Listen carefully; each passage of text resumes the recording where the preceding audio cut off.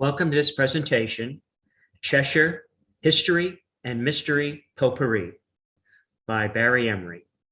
I gave this talk in 2017 at Basswater Grill, but it wasn't recorded. I'm re-recording it now and putting it up on YouTube. I hope you enjoy it.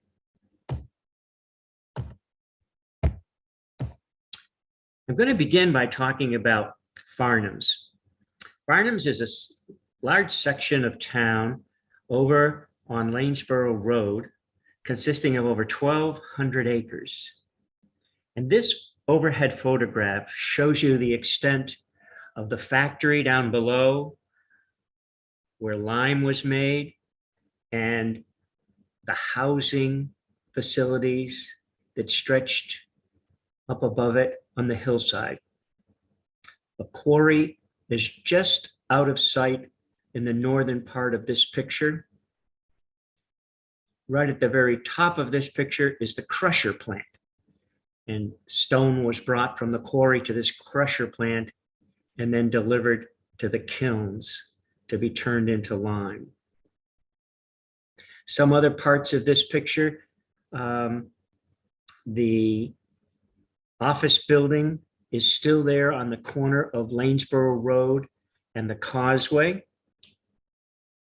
And there's still one house way up in the top left-hand part of this picture that was used by workers. Let's take a look at Farnams and its history. It was started by the brothers. They were twins. They fought in the Civil War. The photograph on the left shows them in their Civil War uniforms, taken in 1864. Their names were Albert and Alfred. And I believe they're in the same position that they are in that photograph back in the 1864. They came back from the Civil War and they began looking for a business, and Farnam's Lime Company was the result. Here's the earliest photograph I have of their lime kilns. Notice the deck on top of the building. There was a dirt ramp in the back and horses pulling carts full of stone would be brought up there and dropped into the kilns.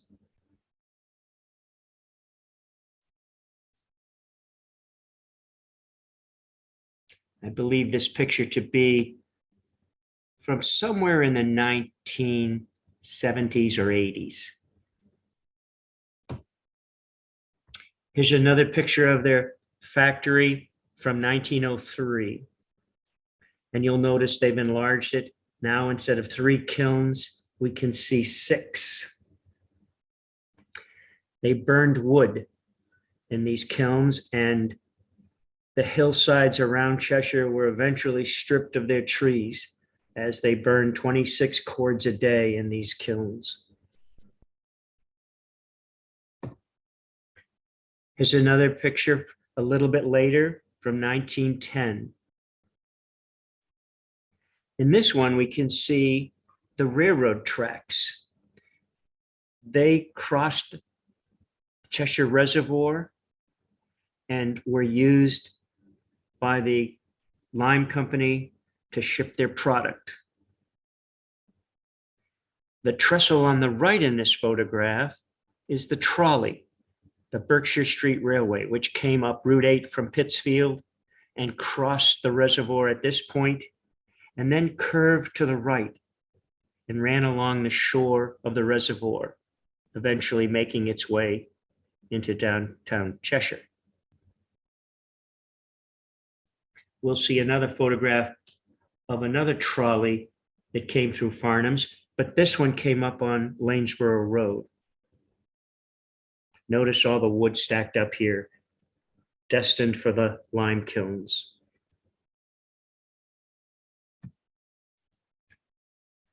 Eventually, U.S. Gypsum bought the plant. And again, It's been enlarged. Now we can see 14 double kilns. I'm not sure of the date of this photograph, but I'm assuming it's sometime in the 1960s.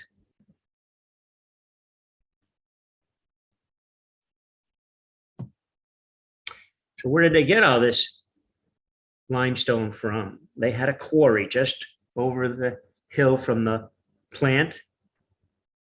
This is a modern picture of the quarry. You'll notice how it's filled with water. That became a problem back when they were working this quarry. I'll show you in a moment how they solved that issue. The earliest methods of getting stone out of the quarry were with these horse and wagons.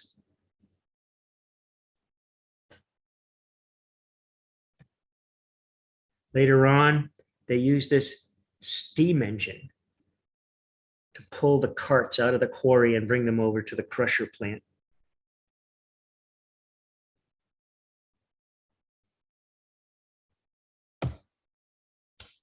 And then when the water became an issue, they looked around for a solution. And they found the idea of digging a tunnel. And that would have the purpose of letting the water drain from the quarry. And at the same time, they could build a track through the tunnel and haul out the stone with railroad cars.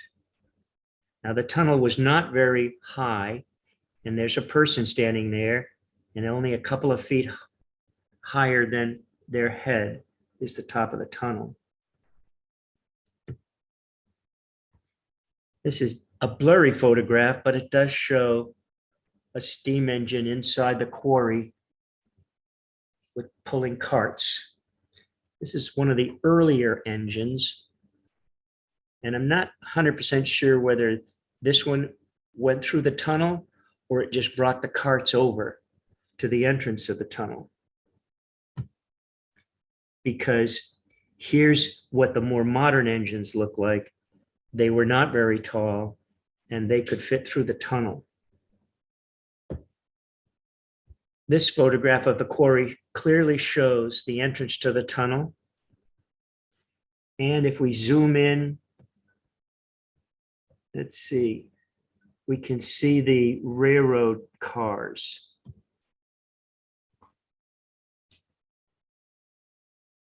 And the track leading to the tunnel and then curving back along through the quarry.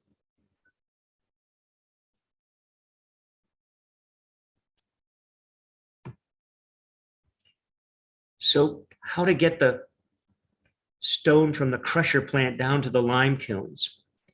Well, they had used a horse and buggy, or a horse and cart, I should say. And then in about 1910 or so, they got the idea of building this overhead system with buckets on a line that would be taken down from the crusher plant to the lime kilns.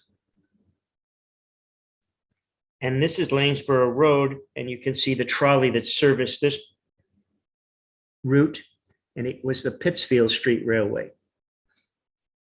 In the background is the stone office building that's still there. They didn't use this overhead system very long. It was put up by the Boston Iron Company, and they took it down about 6 or 7 years later.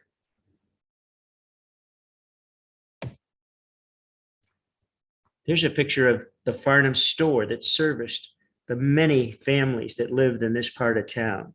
I don't know the exact number, but I'm guessing they were at least 400 or 500 people living in this part of Farnam's.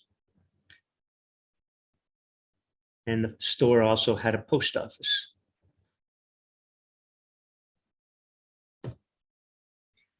Now, they were pretty self-sufficient. In 1903, this picture was taken by one of the Howe brothers. And these are the Coopers, the people that made the barrels. They needed something to ship the lime in, and this was their method of choice. They also had their own fire station in Farnham's. They had their own powerhouse. They were pretty self-sufficient. Here's an ad for their product that I found in a New York newspaper from the 1890s. Farnam Cheshire Lime Company. And notice on the left, the only perfect finishing lime for high-class work. And on the right side, all dealers handle it, all plasterers need it. And they were shipping a lot of it to New York City during the building boom with the plaster for the walls.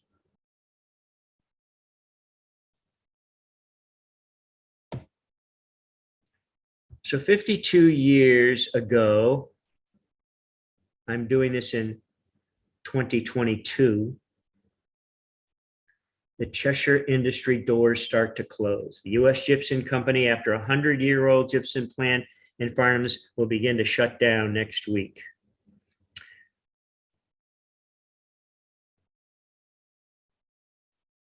The quality of the lime had diminished, and the cost of mining it and the cost of fuel to burn it in the kilns had made it too expensive to be profitable.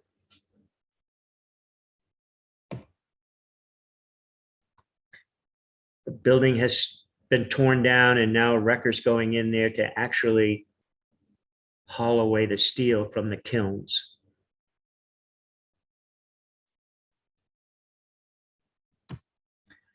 And this is what's left.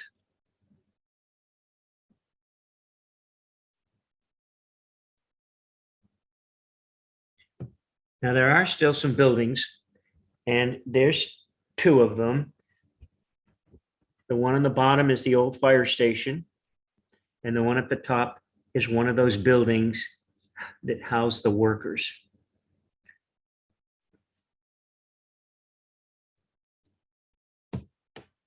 This building is also still there, the payroll office, right at the corner of Causeway and Lanesborough Road.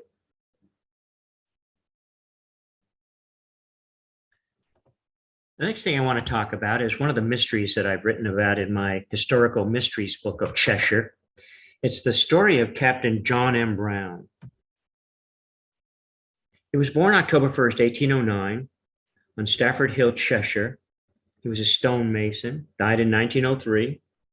Here's a photograph from his obituary page.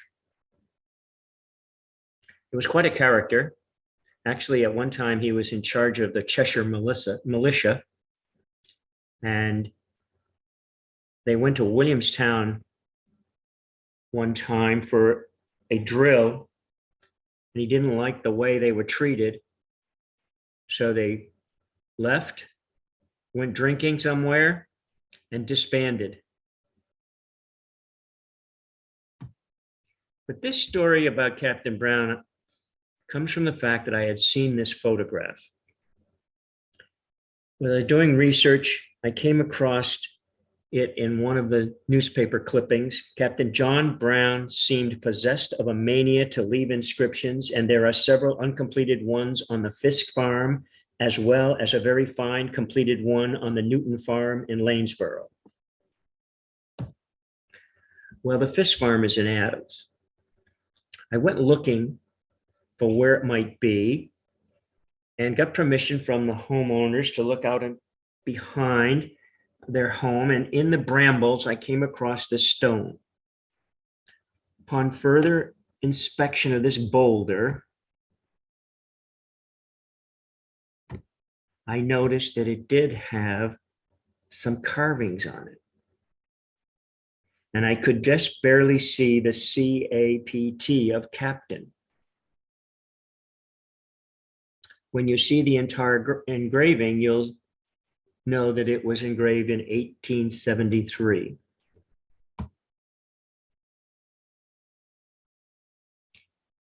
The engraving is in print, and his later engravings are in script. He must have been a very accomplished stonemason because he never seemed to have made a mistake. Here's part of what it says. Captain John M. Brown, born at Cheshire, Mass, October 1809, June 16th, upon the rock, June the 13th, 1879. Well, that's not the stone that was in this article. So I had to do some more research to find out where this stone was. And I found another notation that said it can be seen near Disappearing Brook. The inscription, the work of the late Captain John M. Brown, who was rejected by Susan Baker of Lanesborough. Disappearing Brook is off Shaw Road in Lanesborough. Here's a photograph of Disappearing Brook.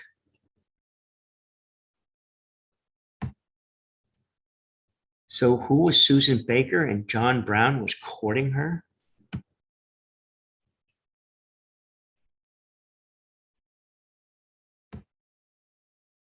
Here's what the rock looked like that he carved.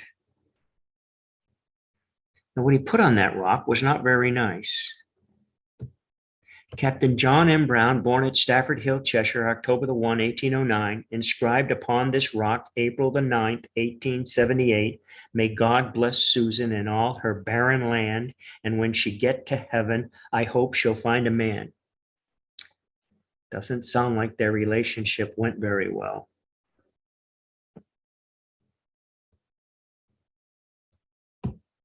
I did finally find the stone. And after I brushed off the moss, I was able to see the carving. It's quite a hike from where Captain Brown lived over to this land that Susan Baker owned in Lanesborough.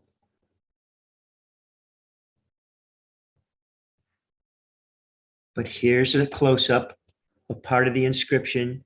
Hopefully you can make out the word God. Some more of the stone revealed. You can see the word Stafford up at the top. Susan Baker died 4 years later. And she's buried in Williamstown. I found in interviewing some of his descendants that in his papers, he had written this poem. Now Susan has gone to her long last home. It makes me sad, it makes me moan. It gives me a mighty shock when I view this rock to find that I'm alone. So possibly he was going to carve this on another boulder somewhere. Now there's more to this story about John M. Brown and Susan Baker. And like Paul Harvey would say, let's hear the rest of the story. Well, Susan Baker was not the beautiful woman I showed you before.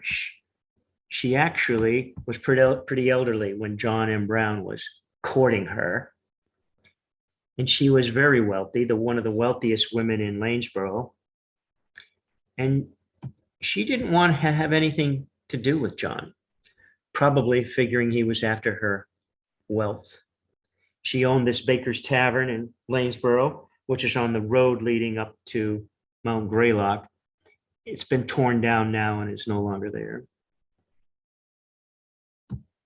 She also owned a lot of property throughout the town that was used for harvesting wood and rented out to farmers as pasture land. So one of the other stones that Brown carved was known as the Centennial Rock. Here's a photograph from a newspaper article. Centennial reminder cut into a boulder in the woods by a descendant of pioneers who settled Stafford Hill.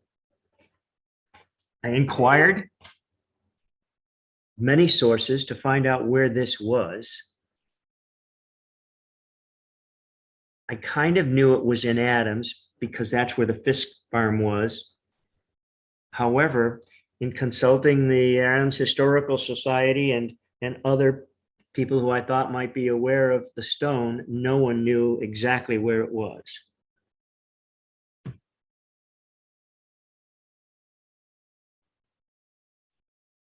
The newspaper article gave a little hint in the paragraph. You can see it says the presence of the old inscribed boulder is not entirely unknown to many people in Adams. However, no one who was alive seemed to know where it was.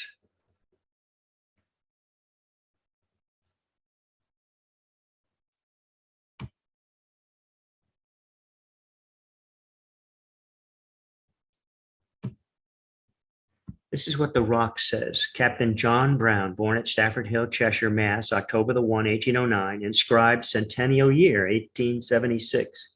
If the red cloud of war o'er the nation be waving, let mild peace spread her wings and sweep it away. May the flag of our nation always keep floating. Let it float on the breeze o'er the land of the free. Well, I went back to this area where Brown had lived and where this stone may have been carved, and nearby where I found that practice carving many times. And I finally got lucky. I found this stone covered with moss, and upon closer examination, I could see just barely some carving on it. I was so excited, I had to show the head of the Historical Society, Eugene Mikalenko, where it was. And we went up there, and using some chalk, we were able to put the chalk into the writing or the carving that Brown had made. And it shows very nicely the script that he used to carve that message. This rock is just a few feet off of West Road in Adams. And in my book, Historical Mysteries, I give you the exact location, GPS coordinates, and so on. So if you wanted to go look at it, the landowner has given permission for people to go. John M. Brown did another carving, this one in Cheshire. It's kind of unusual spot.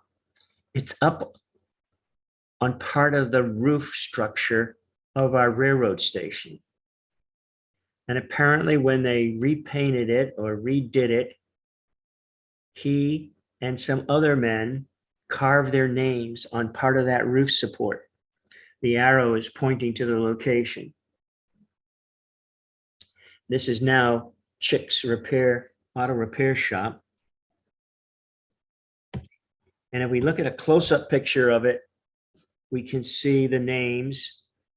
They're a little hard to read, but right there on the lower right, an enlargement shows John M. Brown.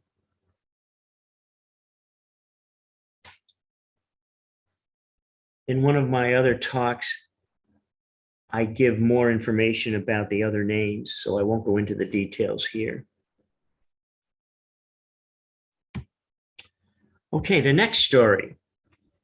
Well, it has to do with a place known as Mount Amos, and that's up off of Jenks Road in Cheshire. And the reason I'm there is I came across this notation in the 1885 History of Cheshire. Mount Amos was the spot where the first pest house was located and where some went and submitted to inoculation rather than to take the risk of having it when on the march or in the hospital even. There is an old pathetic story connected with a little grove of trees that lies by the side of the road leading down from the lone house on Mount Amos, of how an old lady belonging to one of the first families had died of this dread disease, and according to the code of the times had been refused burial in any churchyard. She was buried just outside the fence, and for generations thereafter, her kinfolk were separated from her by this barrier. What we're talking about is smallpox, which ravaged our nation.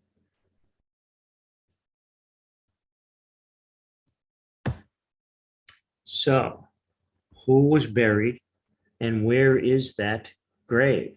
Is there any tombstone there to mark its location? This is a photograph of Mount Amos. And so I started looking. There's the location. It's just off of Wells Road.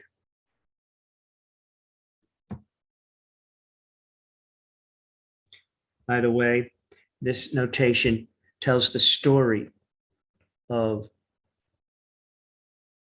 the people dying of smallpox. And in it, it mentions Jerusha Buckland, wife of John Buckland, who died of this disease in 1776. She was buried on the farm near the foot of Mount Amos, where her grave may still, in 1930, be seen. So I knew that there was something to find, at least in 1930 there was. This is where the Bucklands had bought property, by the way. This is a map that Job Stafford had done back in 1766, and John Buckland bought this lot.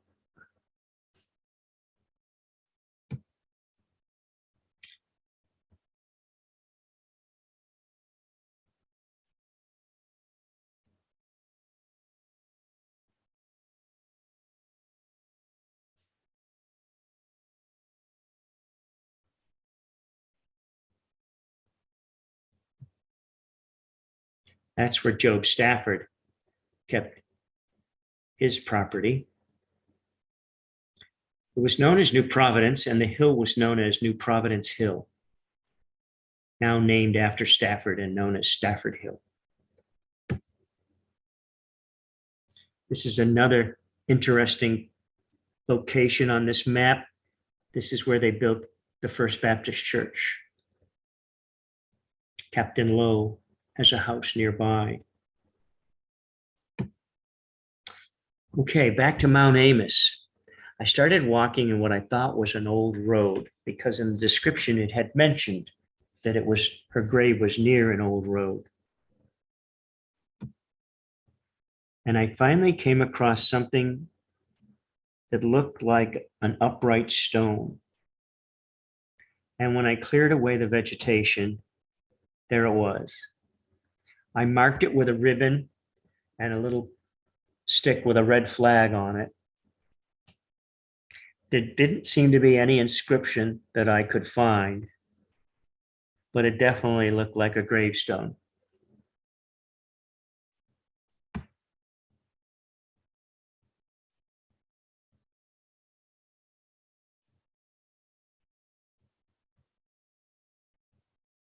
This is where it's located using an overhead photograph from Google Earth. Wells Road is on the left and Jenks Road is on the right. Excuse me, Stafford Hill Road is on the right. And Jenks Road is just about where the E in stone is located. So, Jerusha Buckland. Well, when I was doing some research on one of Cheshire's cemeteries, I came across this item. It's a picture of another gravestone of hers in the Old North Cheshire Cemetery, wife of John Buckland, died June 23rd, 1776 in her 60th year of smallpox. So apparently at some point, a member of her family had decided that she needed to have a stone somewhere in a cemetery, not out in the middle of the woods on Mount Amos. And they chose the North Road Cemetery because that's where her husband was buried. All those stones had been moved back away from the road, Route 8, when it was widened, and they were placed in nice, neat rows, just so far apart. But Jerusha Buckland's stone is next to her husband's. and you can see the arrow pointing to it. It definitely was put there after the other stones were neatly spaced. So her body remains up on Mount Amos, but now there's a marker stone here in this cemetery. By the way, I believe all the bodies were left in the ground and the stones were simply moved back and placed in these neat rows. This cemetery has a plaque commemorating the men who went up to fight during the Revolution at the Battle of Bennington. And in that plaque down below where they list names, you can see that John Buckland is one of the men that fought in that battle. Okay, another mystery, the parchments mystery. This came to my attention when I found this newspaper article written in 1980. And let's read the writing on the right. A 1964 archaeological find from the Hoosick River Valley remains a mystery. Albert S. Sawyer, while grading his Cheshire property along Route 8 with a bulldozer, smashed through a metal box which contained 3 documents from France and also found a pair of gloves, which may have also been inside the box.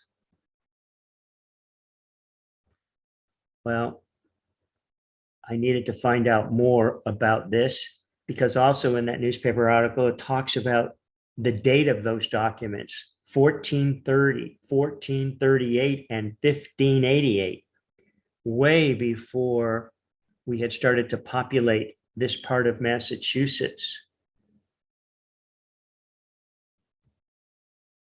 This is what the gloves may have looked like, and I'll tell you more about them in a minute.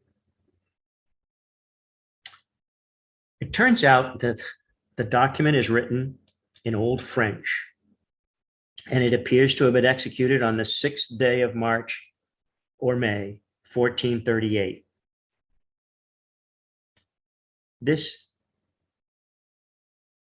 letter came from the Library of Congress, where Silvio Conti, a member of Congress, had sent a copy of the document to be interpreted by the experts there. And this was their response.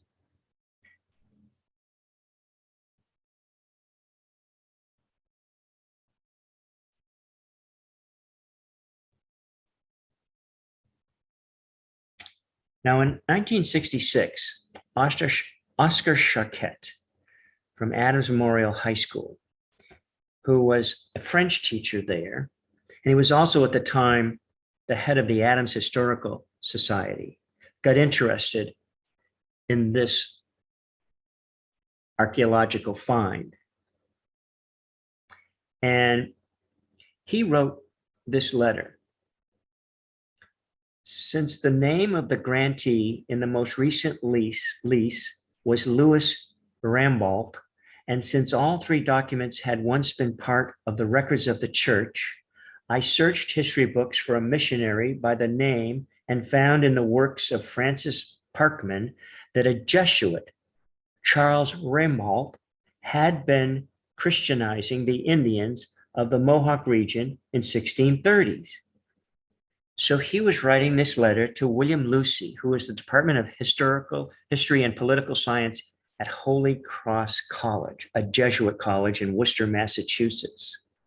And he was hoping that she could shed more light on these documents. Unfortunately, when I contacted Holy Cross, they had no record of his letter or any response. So I started to do some more research on my own.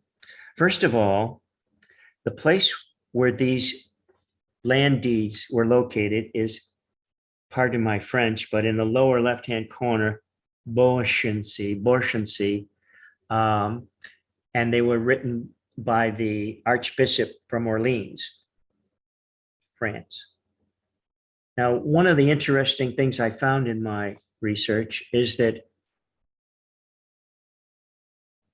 Charles Rambolt the father of the Jesuit, lived in Burency, France.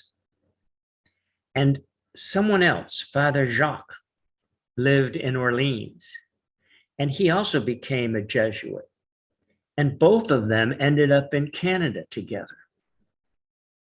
So they either knew each other beforehand in France, or just by coincidence ended up together at the same place in Canada.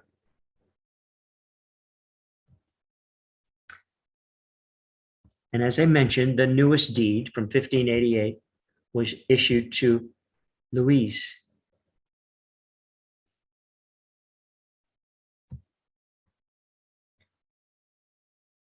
Charles, his son, was with the Mohawks in New York State in 1630. Jesuit records reveal that Father Rambaud and Father Isaac Jacques traveled together, and Jacques was present at Rambaud's death. An account of Jesuit Jacques' death mentions the Indians were superstitious of a metal box in their possession. So, could this be the box that was found in Cheshire? And how would it have gotten there? Well, I believe that what happened is that when Charles died, his possessions went in, were taken by Father Jacques, and Father Jacques ended up near Albany, and he was tortured and killed there. And the Indians thought that the box that he had in his possession was evil. And they may have taken it over to Cheshire and buried it there to get it away from their camps. Anyway, I hope you've enjoyed this presentation of a potpourri of Cheshire's history. I've done a few of these, and they're all located on YouTube, and this is how you can find it. Thank you very much for listening.